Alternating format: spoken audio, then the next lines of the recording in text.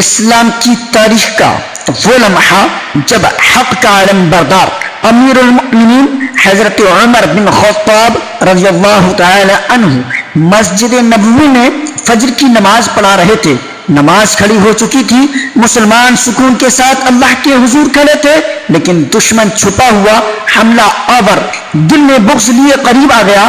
اچانک ابو لؤلؤ فیروز مجوسی زہر میں بجھا ہوا خنجر نکالتا ہے اور حضرت عمر کے جسم پر لگاتار وار کرتا ہے. حضرت عمر گر پاتے ہیں، لیکن اس حالت میں بھی زبان پر صرف یہی الفاظ الصلاۃ الصلاۃ، نماز نماز. یہی تھے وہ لوگ جن کے دل میں اللہ کی عبادت سب سے زیادہ عزیز تھی.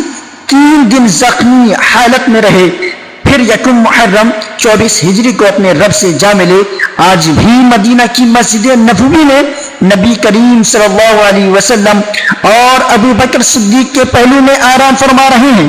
اے اللہ، حضرت عمر پر اپنی بے شمار رحمتیں نازل فرما. آمین ثم آمین.